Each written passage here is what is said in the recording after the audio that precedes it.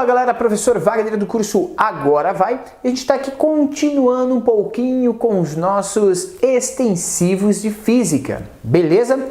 Frente de número 3, hoje a gente vai falar sobre a corrente elétrica. O que vem a ser corrente elétrica? Para a gente falar de corrente elétrica, a gente vai entrar agora no mundo da eletrodinâmica, certo? E a gente vai falar de algumas leis importantes da eletrodinâmica. Gente, para falar dessa ideia de corrente elétrica com você, a gente vai trazer como ideia, o que a gente tinha visto nas aulas anteriores, ok?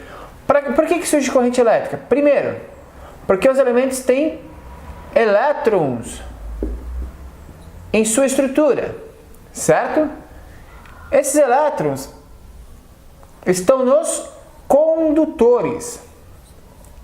Os condutores são normalmente elementos metálicos, tá? A gente vai trabalhar normalmente com elementos que são metais. Por quê?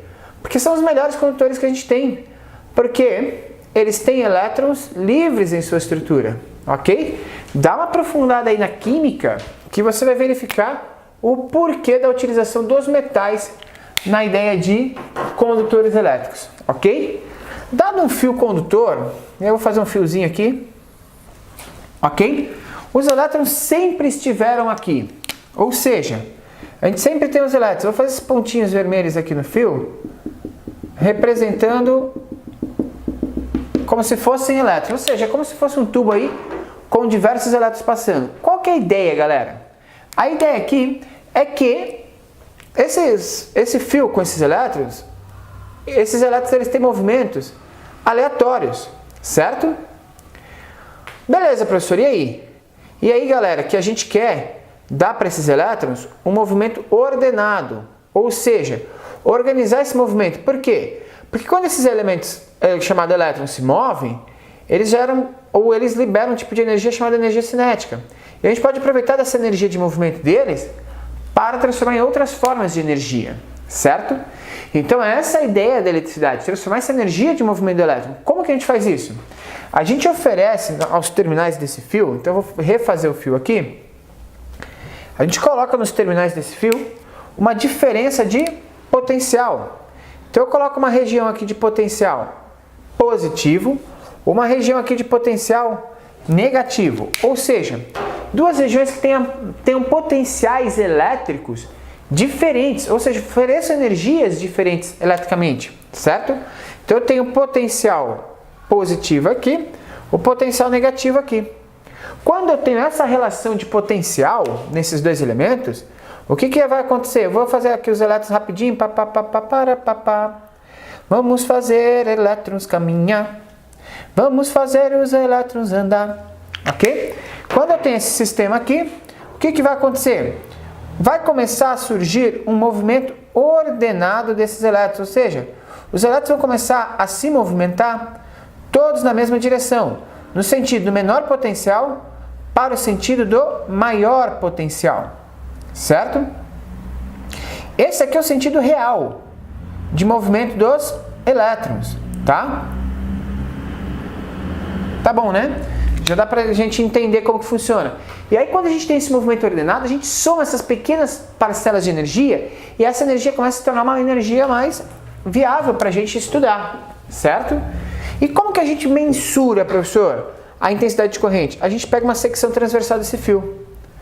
Dada uma secção transversal desse fio, a gente pega a área por onde passa isso daqui, certo? Nessa secção transversal do fio, ou seja, eu faço um corte ali e começo a medir a quantidade de portadores de carga elétrica que passam naquela região. E aí eu vou conseguir medir ou mensurar uma intensidade de corrente elétrica. Uma intensidade de corrente. O que é essa intensidade de corrente? O que essa medida traz? Essa medida traz para a gente o seguinte: a intensidade é igual à quantidade de carga que está passando por unidade de tempo. Quanto mais carga passar por unidade de tempo, mais energia liberada ali no sistema eu tenho. Entendeu?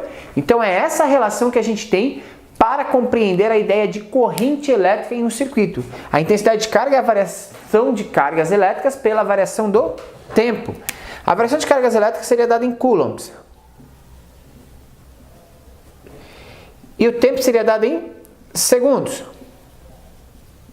Porém, a unidade de medida de intensidade de corrente elétrica, o I, ela é dada em ampere. Ok? E esse ampere será traduzido para a gente com A, aqui, ó. Então a gente vai ter intensidades de corrente dadas em ampere. Porém, o movimento desses elétrons em um condutor não é tão simples e tão livre assim. O movimento dos elétrons vai depender de algo que o condutor também apresenta, que é a resistência ao movimento. Então, esse movimento aí vai ter uma certa resistência. Cada material oferece sua resistência à passagem desses elétrons, certo? E como que eu posso medir essa resistência, professor? Essa resistência vai ser medida a partir do seguinte. Tem uma luzinha aqui, né? Mas é a resistência que está escrita aqui, tá? Para você não se perder aí. Essa resistência vai ser medida a partir do seguinte, ó. Resistência elétrica vai depender, primeiro, de um elemento que eu vou chamar de ρ. Esse ρ aqui, a gente chama de resistividade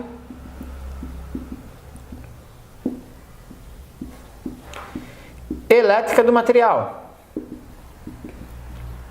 Isso é tabelado. Então a gente consultaria numa tabela, no caso de você de fazer prova, eles vão fornecer para você a resistividade elétrica do material, mas é o quanto que o material se opõe à passagem desses elétrons. Claro, o material ele não tem uma estrutura, né, perfeita para que os elétrons circulem totalmente livres, né? Sempre haverá colisões, nessas colisões haverão perdas de energia, então a gente precisa verificar o quanto de resistência esse material oferece. Por isso que alguns materiais são mais condutores do que outros materiais, certo? Mas vai depender também essa resistência do comprimento do material. Quanto maior o comprimento do fio, mais resistência oferece, certo? Ou mais energia então vai se perder nesse sistema. E vai depender da área de secção transversal. Quanto maior a área de secção transversal, menor a resistência, porque tem mais liberdade para o movimento dos elétrons. Você percebe a inversabilidade de proporção nesse sistema? Quanto maior a área, mais livre os elétrons estão para poder circular. E aí a gente consegue relacionar uma equaçãozinha aqui, ó, que resistência é ρ vezes L dividido pela área, certo? Assim a gente consegue mensurar isso daqui. Isso daqui é dado em ohms. Ohm é a unidade de medida de resistência elétrica, certo? E essa daqui é uma das leis de Ohm, conhecida como segunda lei de Ohm, certo? Que mede aí a resistência dos materiais envolvidos. Então existe resistência à passagem desses elétrons. Caso não exista resistência nenhuma, os elétrons passam livremente e circulam muito rapidamente com uma grande intensidade de energia. Aí a gente teria um circuito muito curto, um circuito que não oferece resistência. Vamos chamar de curto-circuito nesse sistema. Lembra que eu falei do movimento dos elétrons? Pois é, nessa ideia de movimento de elétrons a gente tem que tomar muito cuidado. Por quê? Esse sentido que eu fiz do movimento dos elétrons é o sentido real da corrente, que vai do potencial menor para o potencial maior. Porém, convencionou-se que o sentido da corrente é o contrário.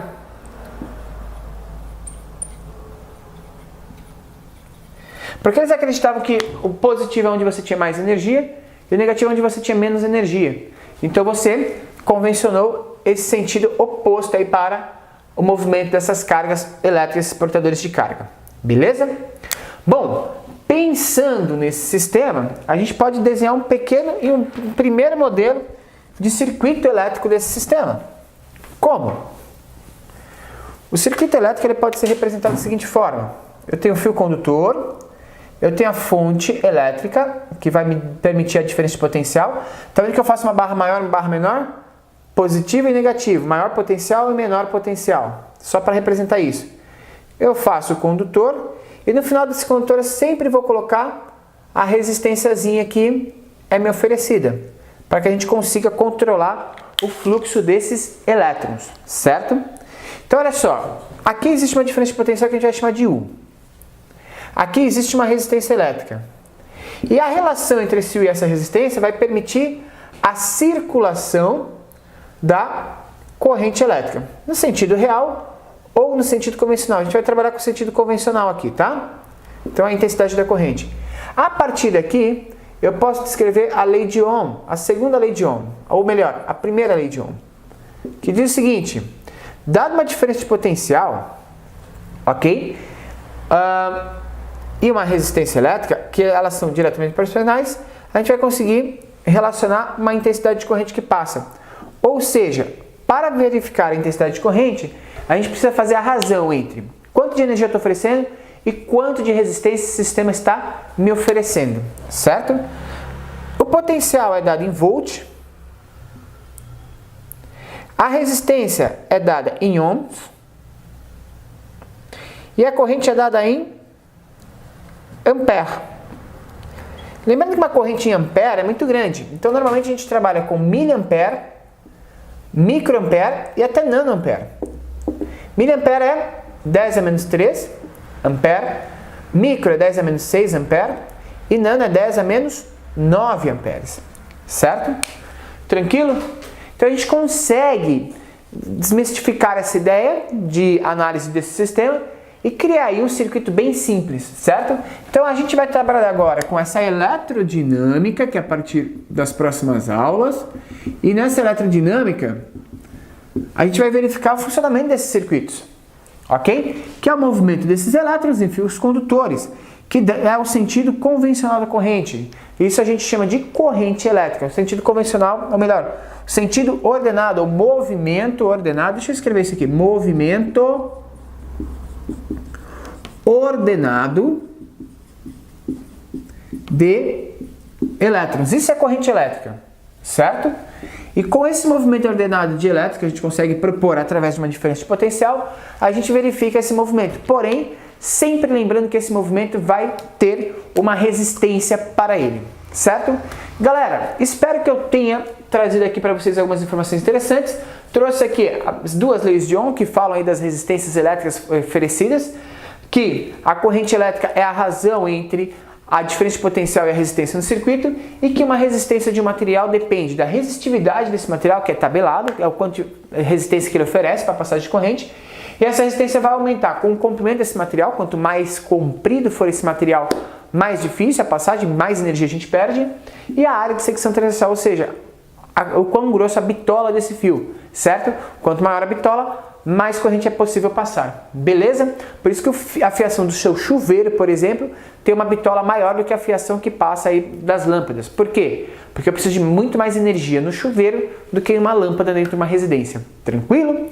Na próxima aula a gente vai falar um pouquinho sobre circuitos elétricos. E aí nesses circuitos a gente vai entender um pouquinho dessas relações corrente, resistência e diferença de potencial, além de resolver alguns exercícios de resistividade. Tranquilo? Eu sou o professor Wagner do curso Agora Vai, estou aqui para te ajudar. Esse curso é totalmente gratuito para você na internet, estudar a qualquer hora e a qualquer momento, no conforto da sua casa. Então espero que você dê um like. Eu vejo canais de humor, canais de entretenimentos, canais de bagunça, cheio de likes, cheio de seguidores. Vamos apoiar aquilo que é importante pra gente, que é a nossa educação. Então dá um like, compartilhe com seus amigos, se inscrevam no canal, faça esse canal crescer imensamente para que a gente consiga atingir mais pessoas e mudar a história da educação desse país. Beleza, galera? Um grande abraço para vocês, até a próxima, valeu!